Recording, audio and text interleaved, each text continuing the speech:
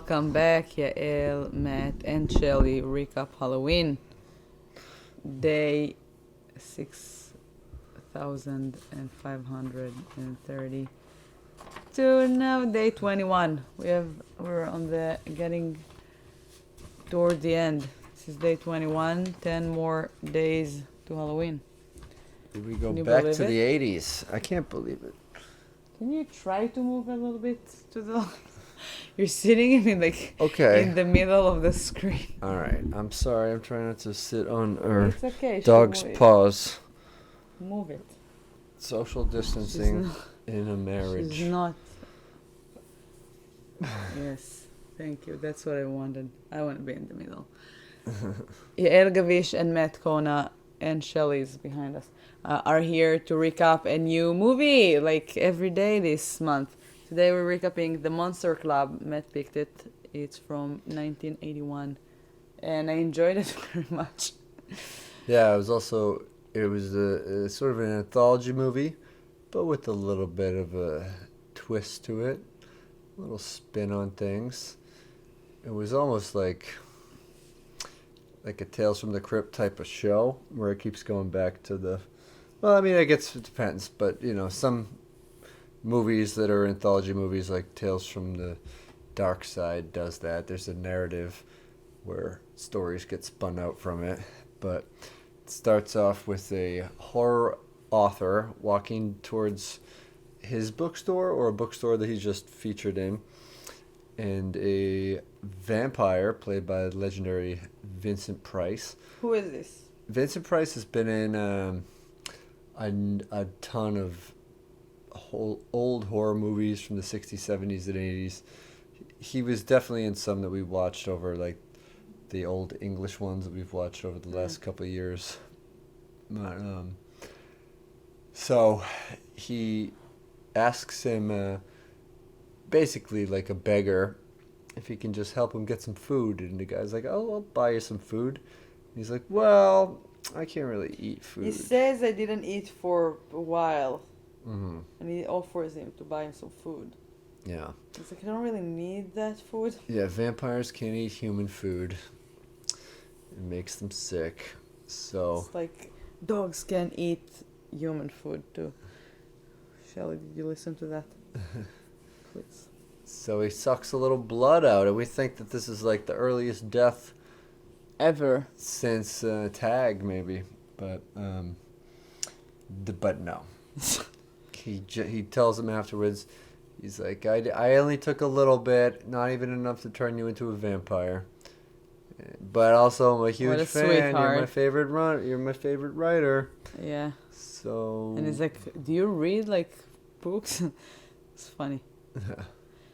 And there was a good wit to these interactions. Yeah, I like when like movies with a silly idea, like Monster Club, wouldn't take themselves like extremely serious, and it will make it a good movie. Otherwise, when you're doing kind of like a movie with a dumb idea and you're taking it super serious, it looks ridiculous. You're like, what? Why? Yeah. But I like when movies like that are like still... It's like Killer Clown from Outer Space. I mean, there's a way to make any movie a good movie. And this is the way. And I thought that like all this humor you just was gotta like lean fun. into it. Yeah, and it was fun. I mean, it made the movie fun. And otherwise, it would, if they would aim only to a horror movie, it would look ridiculous. Yeah. So I thought it's great. So That's basically why I liked it. Mm-hmm. So this vampire, he asks him, do he him goes, a favor. I gotta pay you back, so I'm gonna bring you to my club. And the guy's so nice. He's like, no, I don't need anything. It's fine. Like, do you want more blood? And then he's like, no. Let me take you somewhere cool. I mean, like, I know how to repay you. And he takes him to the Monster Club. He said, like, you might have ideas to your next books. And so he takes him to the Monster Club. When they arrive, it's the worst club ever. Yes. So it's basically... Well, I mean, we see... It's all like a bad Halloween costume party from the 60s. It's like very bad masks. Yeah. And makeup. The budget wasn't incredibly high for the extras at the dance part of this. It was very funny. I was like, no, they must be kidding me. But so there's some classic 1981 new wave music that was all. The opening song was called "Monsters Rule Okay," and it wasn't bad. Don't think I've ever heard of this band before. I think that they listed them, but it said UB40 was one of them. I don't know if this was the first one, but I kind of dug it. Although it was clear that they were playing pretty much the whole song. There might have been like a little bit of dialogue from the two characters as they waited to get their it was a very musical movie. I mean, there are Yeah. like 4 songs along the movie. Right. 4 or 3? I think 4. No, 4 for sure. Well, there's the theme, the Monster Club theme song. And then there's like the plays blue over the lipstick credits. guy. And then there's like the stripper. Yeah. And then at the end And- there's like 2 well- songs. So there are 5 songs. Yeah. Yeah. Yeah. Very musical horror show. So monsters rule okay, and then they sit down at a table, and And they're the waiter is like a wants to vampire try waiter. to get blood. And he's like, no. The other guy is like, no. yeah. But the waiters, he recommends. He goes, maybe you should get some tomato juice, just to fit in, so it Yeah. doesn't look like you're a human being in the Monster Club. And there's a poster on the wall that says all the different species of Different monsters and what happens when they mate. You could get a werepire, a ghoul pyre, and then there's one. What's this at the bottom? It was Humgu. It's Humgu? human and ghoul. no, that's the second story. No, that's the third story. It's It's the the third human one. ghoul. Yeah. What? But the first one, there's Drash something. Tradic, No, something with a D. Drash dash. Darduk. Darduk? No, I don't think. I think there was like an SH somewhere. Yeah, so the first movie starts with the first person on the monster. Shadmock. Shadmock. Is what it I was. knew that with a D and SH. So, But not in that order. no, Yeah. it's okay. I'm Israeli accent. Yeah. That's what I meant. Shadmock. So he asks him what is it, and he tells him the story about a Shadmock. Do you want to tell what He happened? says, well, it's just like, you just don't want to hear him whistle. Yeah. Here's why. Have you ever heard about that type of monster? No. Okay. No. Shadmock, maybe that's a very English one, since this movie was produced in Great Britain. So a Shadmock is this guy, I guess he's just ugly, pale looking. I thought he's a Dude. vampire in the beginning or something similar. Yeah. Yeah, he's just a different type of monster that's sort of obscure, except he doesn't The Monster look good. Club accept every type of monster. So Yes. So it starts off. He lives in this big palatial estate. Maybe it's a mansion. It's not quite a castle. And a woman arrives to the house answering an advertisement. yeah, a couple like sitting in an apartment, and they're looking at advertisements, and she's like, "Oh, this guy is like looks rich. Also, he offers a lot of money," and it feels like they're thinking about like doing something to that place. I mean, the guy looked mean. Actually, well, it started even before that, because it started in like a hospital with a guy just staring out I at think nothing. that was in the middle, no? No, because this is like, yeah, he's been like this for weeks. He hasn't eaten, and then you see the guy in real life, and it's this Okay. guy and his girlfriend, and she goes to answer this ad to help catalog all this stuff in this massive mansion. And then Yeah, and she sees him in the light for a moment, and she just leaves because it's too scary. And then her boyfriend is like, no, you have to go back there. Like, we're going to do that. And she goes back there. And it's clear that the boyfriend is trying to get them to rob the place. Yeah. And the guy is very nice. I mean, very, like, sweet. Like the Beauty and the Beast type of thing. But he's not a real beast. I mean, he's very, like, gentle. And he loves pigeons. He loves his pigeons. And... Mm-hmm. And he trains pigeons. He loves the beautiful things in life. Yeah, and he's not good with people. He scares them. He used to wear a mask in the past, he tells her. And she is not afraid anymore. She kind of like him. It's very nice. She tells her boyfriend that she can't do that because he's very sweet. And her boyfriend's like, oh, you fall in love with him? And she's like, no, but I can't do that. It's too good. And then he shows her his pigeons and... She's at home. There is a cat that's like planning on the pigeon. That was the funniest moment in the movie. Yeah. I mean, the music was really ridiculous, especially with the cat music was, part. So it was like, what is that? No. And then the cat is catching one of the pigeon and he's very upset. So we whistle to the cat. That's when we like listen to that whistle for the first time. With like a big up close lip. Yeah, it's like it's a close up on his lips, like, but like really like weird and a lot of sound effect to it. So it's creepy. And she gets like scared because she's in the house, but everyone she can still hear that. So she goes to see what's happened and what happened, and she sees the cat burned on the ground. Yeah, basically like melted down into a husk. So... Not she really doesn't want to do that now. She doesn't want to. Yeah, I mean, I don't know if she made the connection or whatever, or she just thought that the guy had a flamethrower or something, but something weird and fucked up happened to the cat. He got the burner from the guy from the second movie, the second story of Three Extremes. Yes. Yesterday's Probably. episode. The first half of the back-to-back anthology episodes. Yeah, that was yesterday. You remember? I don't know. I feel like we're here for ages. We've always been here. But they're getting along, and she's learning about him for him, and then her boyfriend is still pressuring her at night.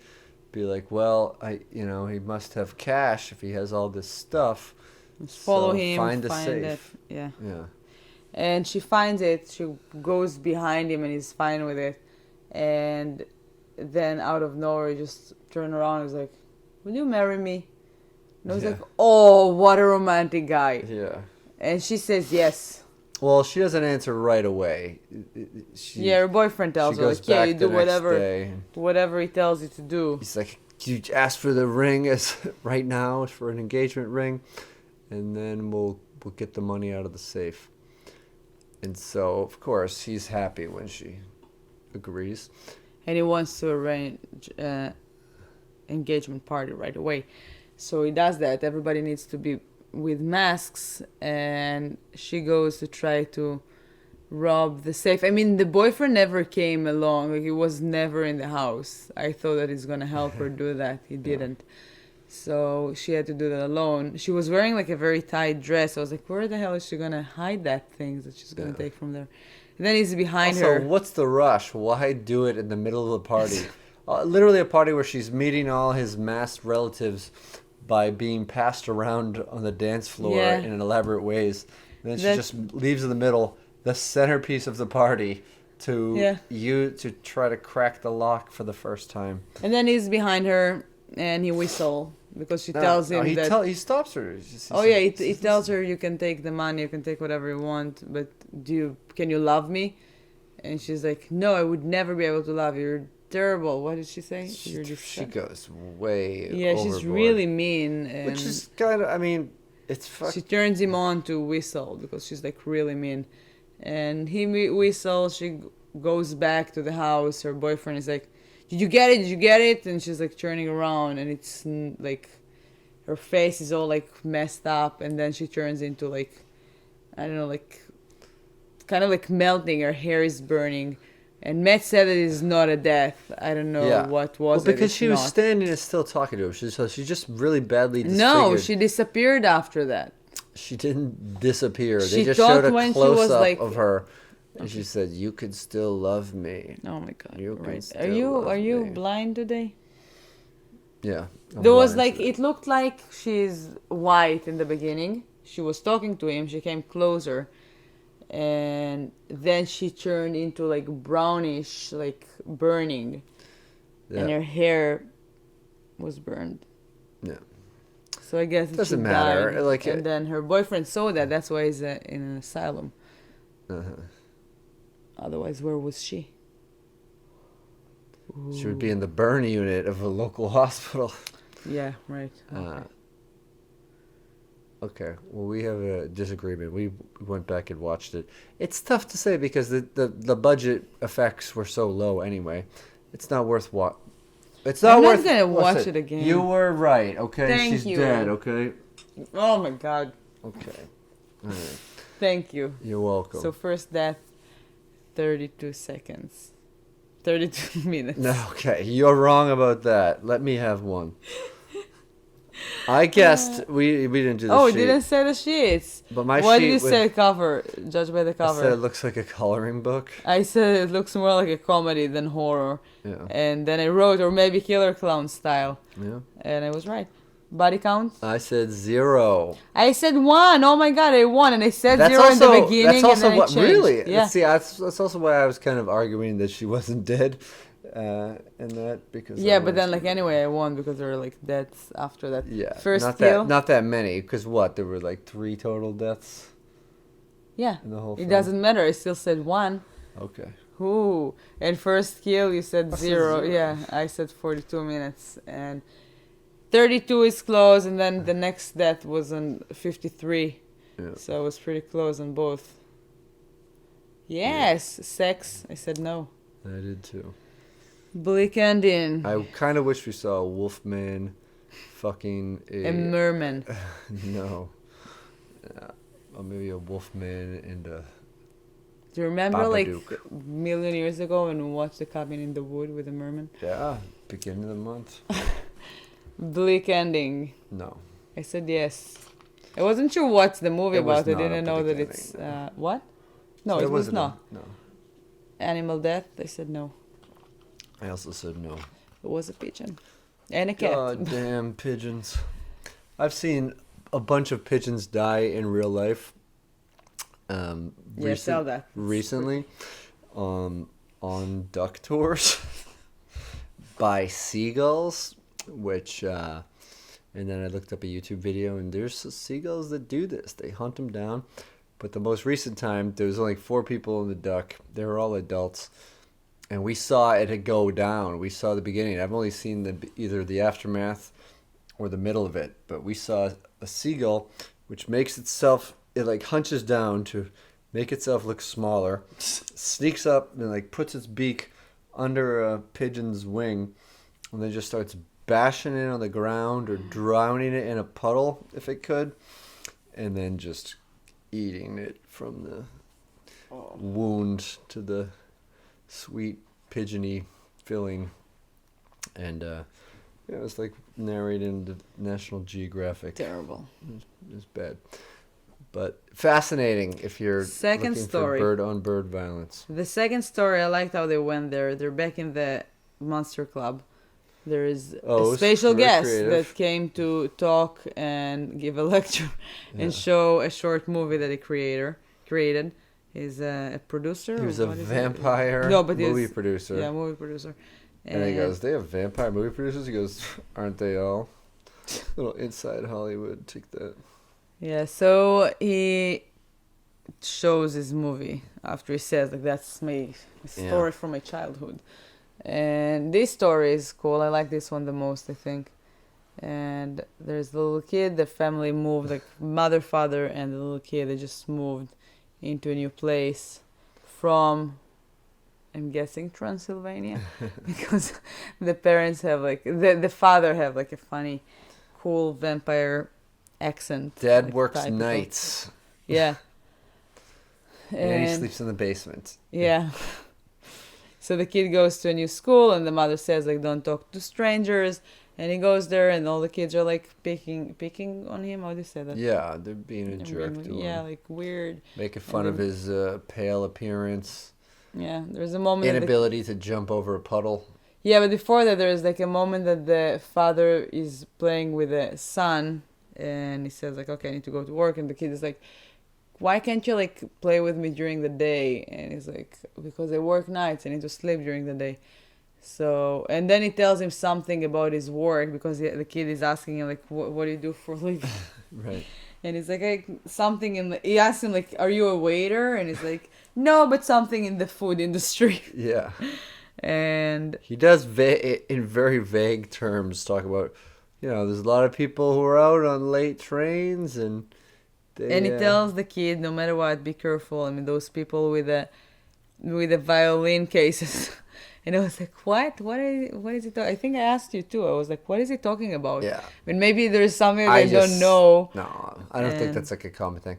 I just speculated that it would be, maybe they had giant stakes in there for driving through vampire chests. Yeah. So turns out that's it. Yeah. Mm. So after that paddle incident, the kids are like, "Yeah, you can jump. You're a coward. You're weird. You're pale. You're no. They just. I love that. There's just one kid. He doesn't call him. He doesn't say you're weird. He says weird. You're a weird. Yeah. It's in Great Britain. That's how they say. You're a weird. You are weird. You're one of the weirds. I don't like. I don't know. I didn't fall for their accents very much. Usually, it's my favorite accent. UK, all of the UK, even Scotland. But yeah, this accent, their accents were like very mellow. I don't know. They probably aimed to Hollywood. So they're like, all right, all the British accents, try to be nice with it. So everybody will understand you. I like when I don't understand British people. They're just like, it's so... Well, I don't know. It's good in my ears. I don't know why. It's my favorite accent of all the world. So the kid is trying to jump over the puddle, and of course they land in the middle. And there's a man watching him from behind, like I don't know, like an old man just checking. Dressed as a priest. Yeah, I could guess that it involved with something with those. This is before priests were not trustworthy to be looking at children. Yeah, it looked like very creepy, and then I could guess that it involved with those violin cases people. And you really like the kid, you really like the family. The father is like really funny, cool father, and the mother is nice. And she tells after that the kid is going back home. Oh, the priest. After that, the priest is like they're going back from school, and the kids are like picking him again. They grab his bag, they throw it from another. How do you say? Keep away. Yeah, keep away. Yeah. And then he tells them. Oh, so the day basically after the paddle incident. So the kid tells his mom, and his mom tells him that his dad is a nobilist, and he's a nobleman. A nobleman. He's a count. Yeah, he's a count, and she's a countess, which makes the kid vice count. Yeah, something like that. So the kid tells him like, "I'm better than all of you. I'm like a vice count. Yeah. I'm a vice count," and of course, they're gonna make fun of him even more now. So they try to like push him over the fence. They call him Your Highness, and Your Majesty. And the kid is like with a fist, and then the priest guy is coming and like, "Hey kids, leave him alone, blah blah blah." And then he's like, "Let me walk you home." And the kid is like, "You're a stranger. I'm not allowed to bring people to my house." And the guy's like, "I'm not a stranger. Do you want a candy?" Right away, I was like, "Wow, that's a very dumb kid." But yeah, so he walks him home, so he knows where he lives. And then he asks him why is his dad like not playing with him, and he tells him that, I don't know, he lives in the basement and he works at night. I don't know what he's doing, and it's kind of like basically sold his dad. And then you see the people with the violin behind that guy, kind of like three guys in a truck. Yeah. Yeah, it's an old guy, an old adult with candies and a van. I wouldn't trust anything about this guy. Red flags all over it. Yeah. So Yeah, and they say that he should go wake his dad up during the middle of the day and see what's down there. 'Cause he's no, never gone and down ask there. him if he can play with him. And then they surprise the kid. The kid is like, oh, the kid goes downstairs. He sees that his dad is asleep in a coffin. Mhm. He runs out of the house scared, and the guy is waiting for him up there. And he's like, all right, let's show us your dad. Where is he? And he's like, no, leave me alone. And they go downstairs, and the guy is going to him. He stabs him, and the mother is coming already, and she's like, ah! And the father opens his eyes for, you think that it's the last moment. He bites him, and then he's like, now you're a vampire too. So his colleagues have to kill him now. So they catch him, they kill him. And then when they leave, the father wakes up and says like, oh my God, I'm so glad I'm wearing this. Like, how does he say? My steak-proof vest. Yeah, I thought it's so great. yeah. So they're all like, That's just like and then he it- says like, such a great family. It's so cool. That reminded me of there's a scene from the Adam West Batman the movie where I miss Adam West. they're on like a hot air balloon or something, and the shark has his leg, and then it blows up, and he's like, well, good thing I managed to spray my anti-shark and explosion spray. You know. It's like steak-proof vest. It goes through your, but That's funny. it's funny. It's like, and this is just And tomato ketchup. yeah, and he said that there's like tomato tomato ketchup. which is the best kind of ketchup. Yeah, the one with the tomatoes. Yeah. Yeah, that's my favorite. Yeah. I'm a big fan of the bananas. So ketchup. yeah, so that was a good work from that vampire. And back to executive the club, and they're looking again No, at wait, the another wall. song.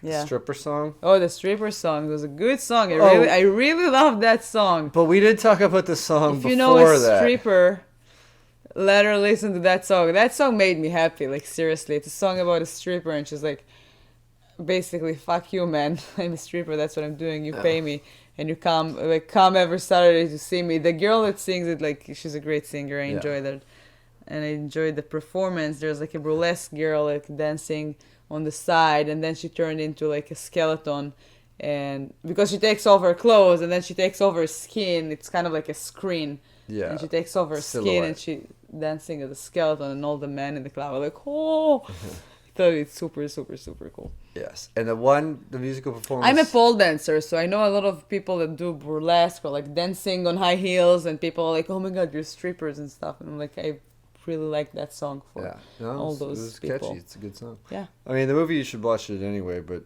for the songs, definitely. Mm-hmm. Maybe we'll post some YouTube links or something. Maybe we put the songs at the end. Who knows? I'm not trying No. to plan out the production. No. There's a part where We don't have copyrights, baby. We don't have budget. I don't know. Yeah, whatever. These bands would just be happy to have their music heard now. But the band that plays the second song, I thought the song was kind of funny, but it's just a close-up on the singer the whole time. And then you see a clip of one guy at the end, one other member of the band for like 5 seconds. I would be so bummed if I was in that band and I like played bass. Hey man, my band is gonna be in a movie with Vincent Price, and then they see it and they're just like, oh, Yeah, what's this fucking guy? I'm out of here. you're fired. All right, the last story. All right, last story was, wow, it's getting late. I'm so tired.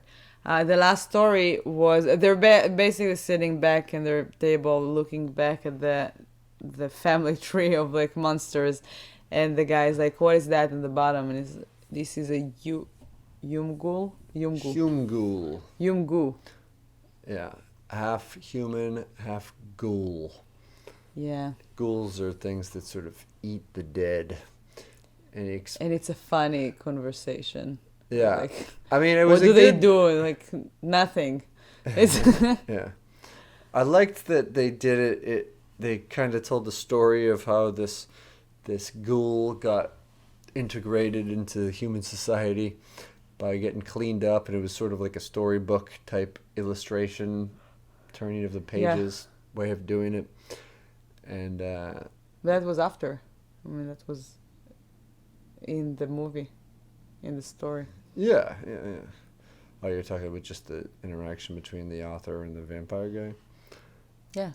Yeah. And then the story is there's like a movie set.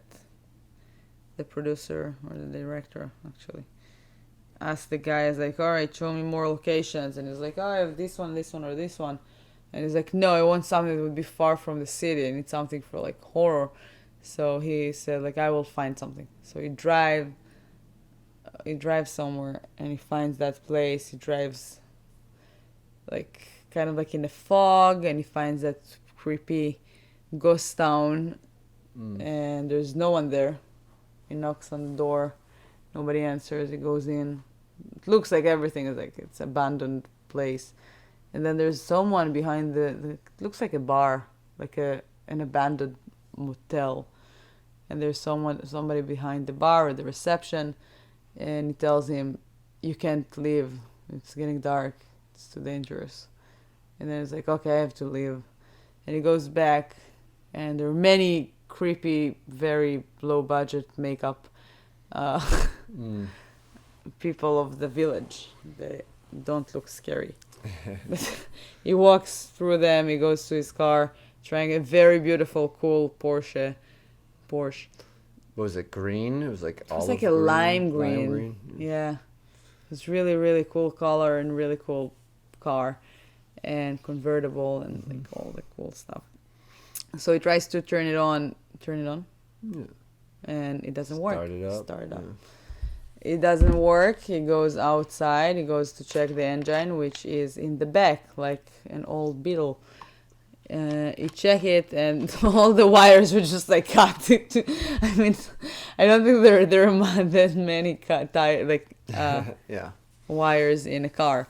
They wanted to get their point just across. a lot of like wires, and they're all like cut. So you just see. So he understands that the people in the village did that. They're all surrounding his car anyway, and decide. And then they just like pull him back into the motel, and tell him, like, I don't know, they're kind of like pushing him on a door. He shut the door, looks from the window, and then somebody's entering the door. A very pretty girl. Her name is Luna. He asked her, what are you? And she's like, I'm actually a Yumgu. A Humghoul. It's not Ghoul. It's H-U-M-G-O-O.